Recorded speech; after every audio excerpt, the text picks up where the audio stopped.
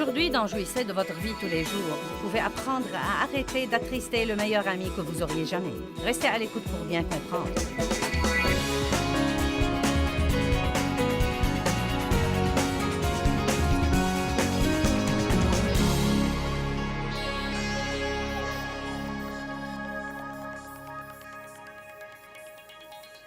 Qu'est-ce qui vous entrave dans votre vie avec Dieu? Peut-être que certains d'entre vous ne se rendent même pas compte que certaines des choses que vous tolérez dans votre vie sont des entraves. Savez-vous que le fait d'être offensé est une entrave pour vous? Combien de gens fâchés y a-t-il dans l'Église? Combien de gens s'asseyent sur les bancs et écoutent un pasteur dont ils sont offensés? Les gens vont à l'Église avec des gens contre qui ils sont fâchés. Le mot « offense » veut dire pierre d'achoppement. Pierre d'achoppement, c'est une situation où nous trébuchons et arrêtons de faire des progrès spirituels. Pourquoi est-ce que le diable fait de gros efforts pour garder tout le monde fâché contre tout le monde et furieux et offensé? Parce qu'il sait que c'est une entrave dans notre vie avec Dieu. Être fâché est une entrave dans votre vie spirituelle. La pensée négative est une entrave dans votre vie avec Dieu. J'étais autrefois une personne très négative. Et quand je me suis mariée avec Dave, ça fait maintenant 40 ans, croyez-moi, j'étais une personne très négative. Non, mais vraiment, si j'avais 2 pensées positives consécutives, je ressentais une crampe au cerveau.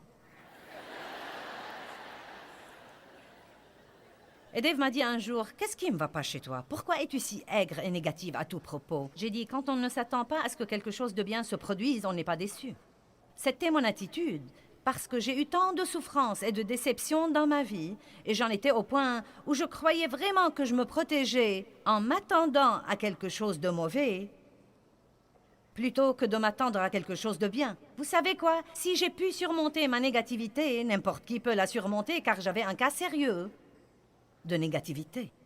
Et croyez-moi, cela entrave votre vie avec Dieu. Quand vous êtes négatif, vous devenez un puits bouché. Le flux du Saint-Esprit ne peut pas s'écouler par vous. Pourquoi? Parce que Dieu n'est pas négatif. Il n'y a rien chez Dieu qui soit négatif. Au contraire, tout chez lui est positif. Et si nous voulons avoir la volonté de Dieu dans nos vies, nous devons nous accorder avec Dieu. Accordez-vous avec Dieu. Nous devons faire attention à notre style de vie, faire attention à nos pensées, faire attention à nos paroles. Nous devons garder notre cœur diligemment, car de lui sont les issues de la vie. Dieu ne dit pas qu'il enverra un ange pour garder votre cœur et pour garder mon cœur. Il dit « Gardez votre cœur et gardez-le diligemment ». Cela veut dire que nous ne devons pas permettre aux offenses d'entrer dans notre cœur. Vous savez, vous seriez étonnés si je prêchais ce soir sur les conflits et les offenses, et si je priais pour les gens à la fin. Et je vous dis la vérité, car j'ai fait ça pendant tant d'années, et j'ai vu la même chose partout où que je choisissais de prêcher sur ce sujet, et que je disais à la fin de mon message, tous ceux qui ont été convaincus ce soir que oui, il y a quelqu'un contre qui vous êtes fâchés, que oui, vous avez une offense dans votre cœur, levez-vous et je vais prier pour vous. Je n'ai jamais vu moins de 80% de l'audience présente se lever. Jamais. Pas étonnant que nous ne voyions pas la puissance de Dieu affluer. Tant que la première Église restait en accord, elle avait une puissance énorme. Mais oh, Satan travaille si dur pour nous dresser les uns contre les autres. Quelqu'un dit, eh bien, tu sais, je crois au baptême des adultes. Et quelqu'un d'autre dit, eh bien, je crois au baptême des bébés. Donc maintenant, tout à coup, ils se fâchent l'un contre l'autre. Vous savez ce que je leur dis? Il suffit de vous faire baptiser.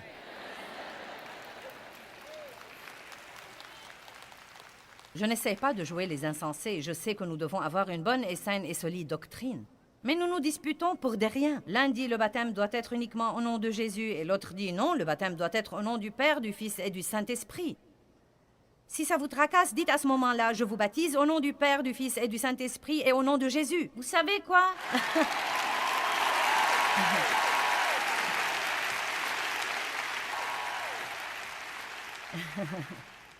Je ne veux rien avoir à faire avec toi parce que tu parles en langue et ça s'est terminé avec la première église. Eh bien, combien tous ces trucs-là sont insensés? Vous savez quoi? Nous ne devons vraiment pas nous embarquer dans tous ces trucs. Lisez la Bible. Ne laissez pas les doctrines des hommes contrôler votre vie et lisez la Bible. Paul dit, n'empêchez personne de parler en langue. Et il dit, je rends grâce à Dieu de ce que je parle en langue plus que vous tous. Qu'allez-vous donc faire de ces versets? Eh bien, mon Église dit, eh bien, que dit Dieu? Allez maintenant, je n'essaye pas de vous exaspérer, mais s'il le faut, vous savez. L'Église ne doit pas être divisée et partagée et scindée. Vous savez, nous avons fondé une église dans les quartiers déshérités de Saint-Louis. Non, mais nous sommes allés dans l'un des pires et des plus pauvres quartiers.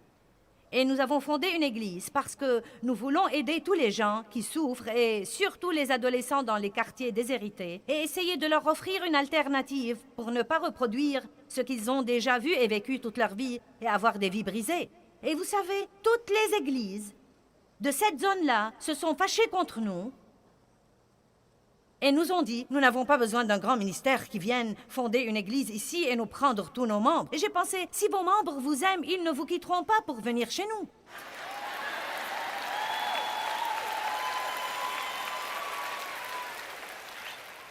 Personne ne peut vous voler vos moutons si vous les nourrissez bien.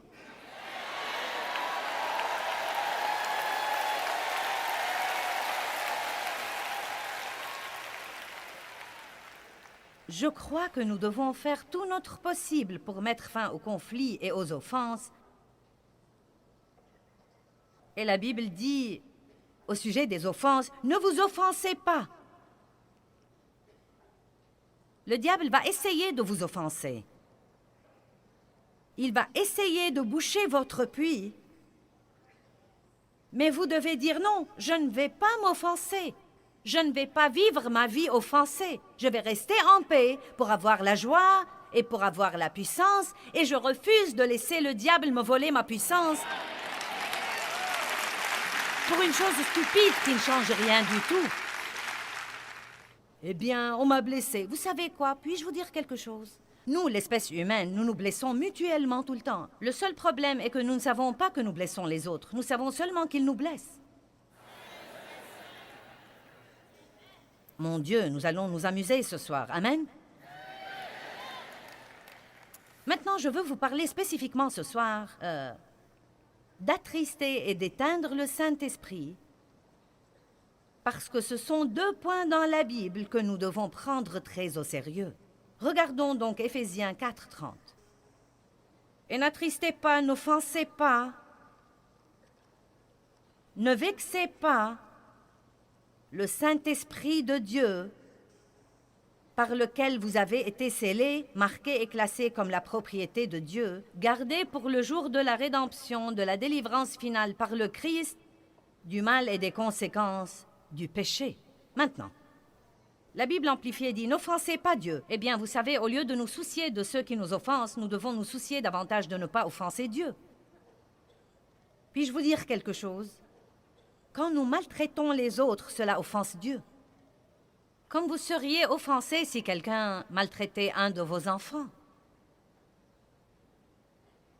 Je me souviens d'un jour où notre Benjamin, qui a maintenant 27 ans, qui aura bientôt 27 ans, jouait. Il voyageait avec nous quand il était petit et il a grandi sous les tables des livres. Et un type qui travaillait pour nous, nommé, mon fils était jeune et il était un peu trop actif pour son goût et donc il a été très dur avec mon fils. Eh bien, vous savez quoi, je me suis offensée. Et je lui ai dit, écoute, c'est mon fils et tu travailles pour moi. Et s'il se conduit mal et que tu viennes m'en parler avec une bonne attitude, je peux t'assurer que je m'en occuperai. Mais si tu veux travailler pour moi, ne sois pas brutal envers mes enfants. Maintenant, si c'est ce que ça m'a fait, et vous savez tous que ça vous ferait la même chose, qu'est-ce que ça ferait à Dieu de nous voir brutaux envers les autres ou de nous voir maltraiter les autres. Et vous savez, nous laissons parfois passer ces trucs et nous ne croyons pas qu'il y a de mal à faire ça. Hein. Et nous nous demandons si nous sommes appelés à aller en Afrique ou en Inde et des choses comme ça. Mais je crois vraiment que ce sont les petits renards qui ravagent les vignes et que c'est la manière dont nous vivons notre vie quotidienne qui est très importante pour Dieu. Et la chose la plus importante pour Dieu est la manière dont nous traitons les autres et notre marche dans l'amour.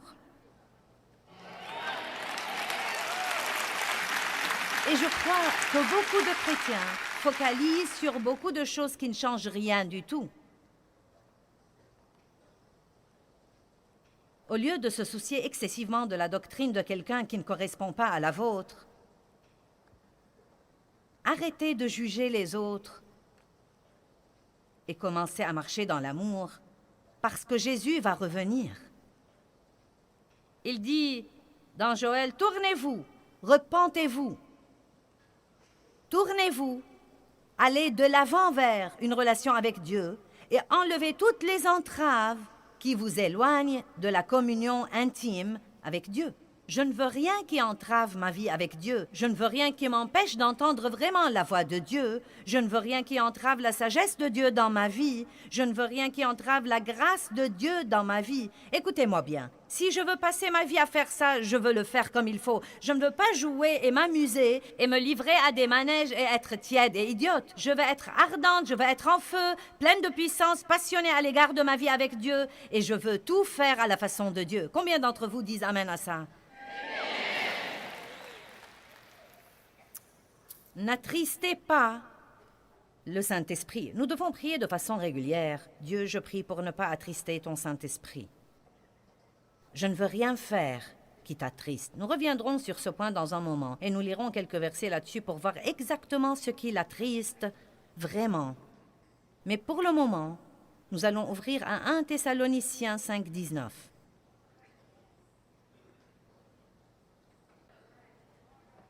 1 Thessaloniciens 5, 19 dit « N'éteignez pas, ne réprimez pas, ne domptez pas le Saint-Esprit. » Et le verset 20 dit « Ne méprisez pas les dons et les paroles des prophètes.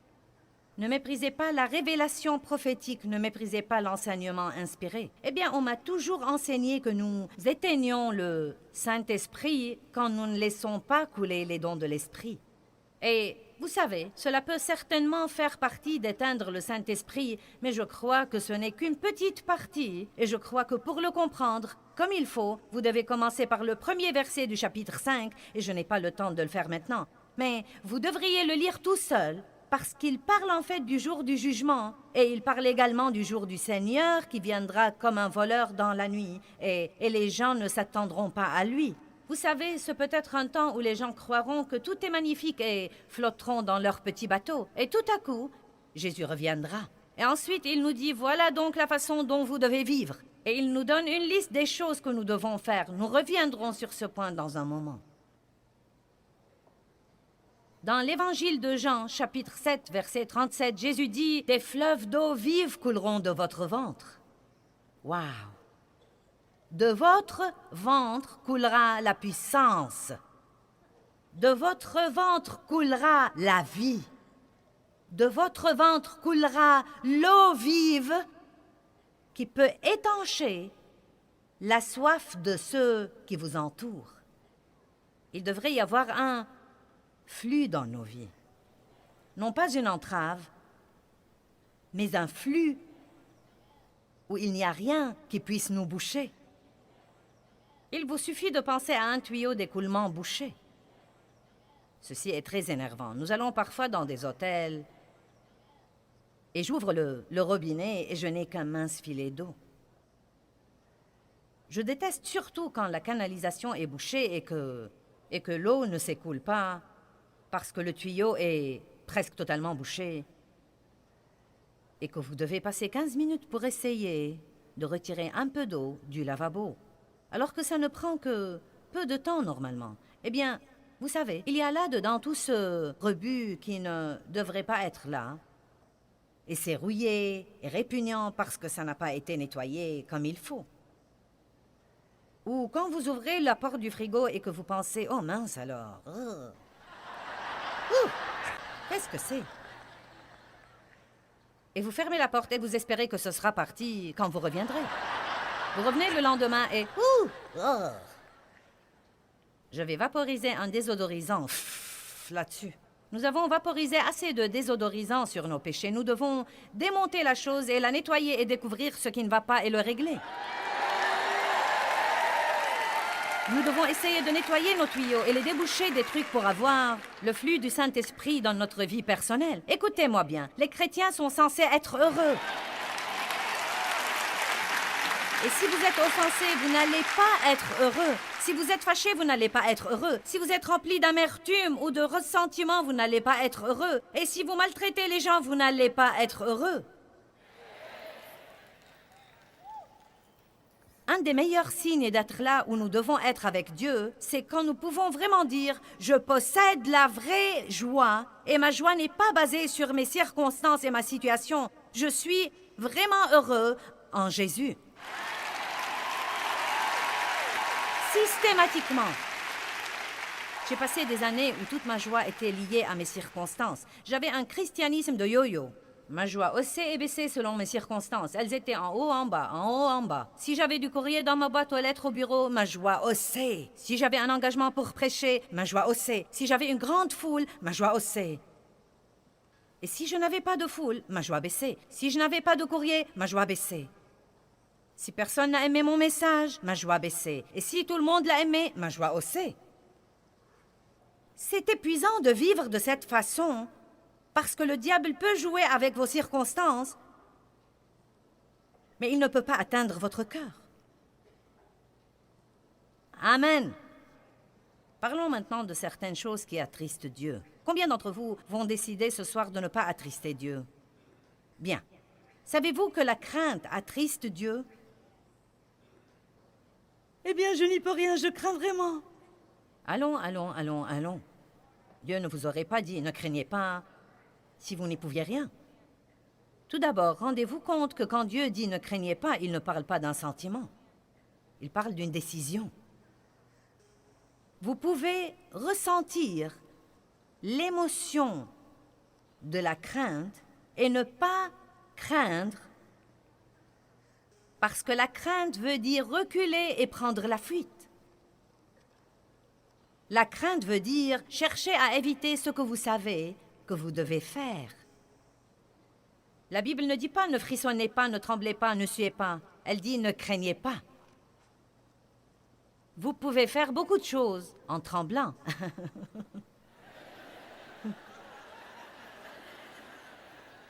La première fois où j'ai parlé dans une réunion, je sentais le trac et j'avais si peur que j'ai ouvert ma bouche et rien n'en est sorti. Et si vous m'écoutez assez, vous saurez que ça n'arrive pas à moins que je ne sois effrayée.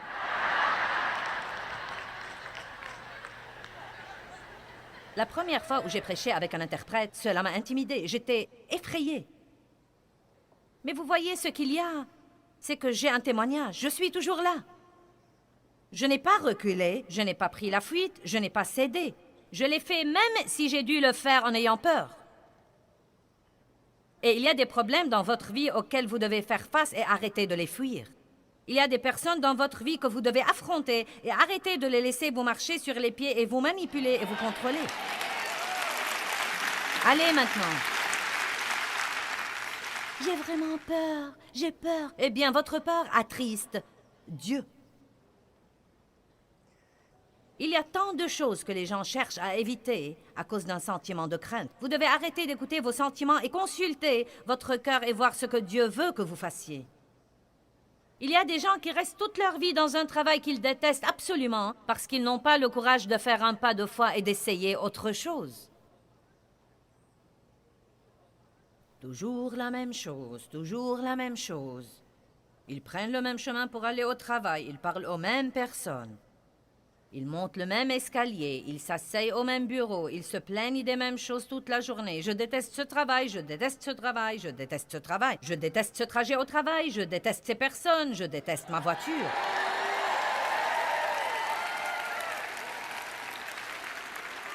Est-ce que je dis la vérité à quelqu'un d'entre vous? Maintenant, écoutez-moi. Vous savez, très souvent, nous n'aimons pas là où nous sommes. Dieu, je ne sais pas pourquoi tu ne me fais pas quelque chose. Qu'a dit Dieu à Josué? Tout lieu que foulera la plante de votre pied, ce lieu-là sera à vous.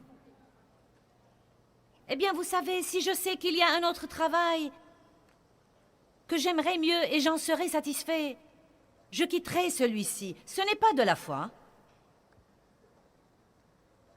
Parfois, la raison pour laquelle les gens se sentent si déchirés dans leur vie, c'est qu'ils restent accrochés à une chose qui est bien finie pour Dieu depuis 10 ans. Ayez une révélation. Si le cheval est mort depuis 10 ans, descendez-en.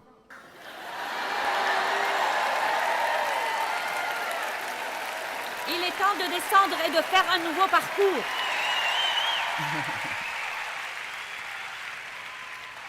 Mais parfois, vous savez, Dieu en a fini de cette chose-là. Il n'y a plus de vie en elle pour vous. Et vous vous y accrochez. Et Dieu met devant vous une nouvelle chose. Et vous essayez de... Oh, mais Dieu la gardera hors de votre portée jusqu'à ce que vous lâchiez l'autre. Oh, mais vous ne voulez pas la lâcher parce que vous voulez prendre celle-là et la regarder et l'examiner, vous en faire une opinion et ensuite regarder celle-ci et regarder celle-là et regarder celle-là. Et cela ne demande pas de la foi. Sans la foi, il est impossible d'être agréable à Dieu. Vous attristez l'Esprit de Dieu quand vous laissez la crainte vous voler votre destinée. Dieu est avec vous. Par conséquent, vous ne devez pas craindre. Et vous n'expérimenterez jamais la fidélité de Dieu si vous ne faites pas un pas de foi.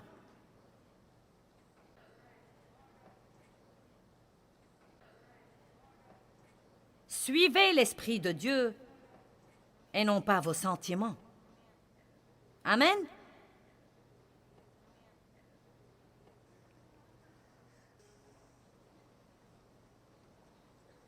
La crainte attriste Dieu. Une autre chose qui attriste Dieu, c'est les paroles vaines, stupides, inutiles, impuissantes, négatives. Oh. Proverbe 18, 21.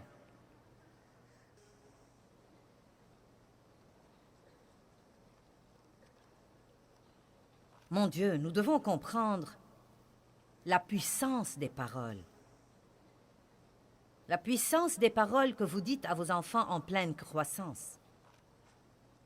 La puissance des paroles que vous dites de vos enfants en pleine croissance. La puissance des paroles que vous dites vous-même, de votre avenir, de vos capacités, de vos talents, de vos dons. Ne dites jamais « je ne peux rien faire comme il faut ».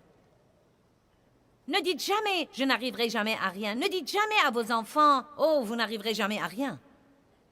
Oh, c'est une mauvaise chose à dire.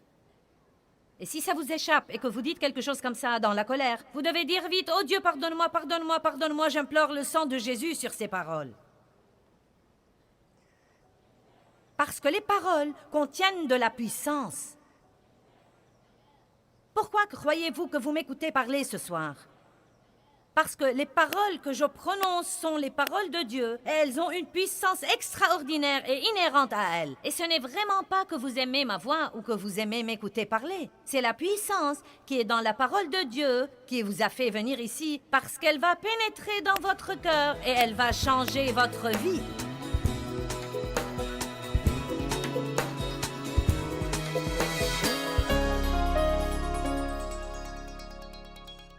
Nous avons parlé aujourd'hui de ne pas attrister le Saint-Esprit. Et je crois que c'est un sujet très important que nous devons comprendre et nous devons veiller à ne pas attrister le Saint-Esprit. Il est votre très bon ami et il ne cherche qu'à vous aider.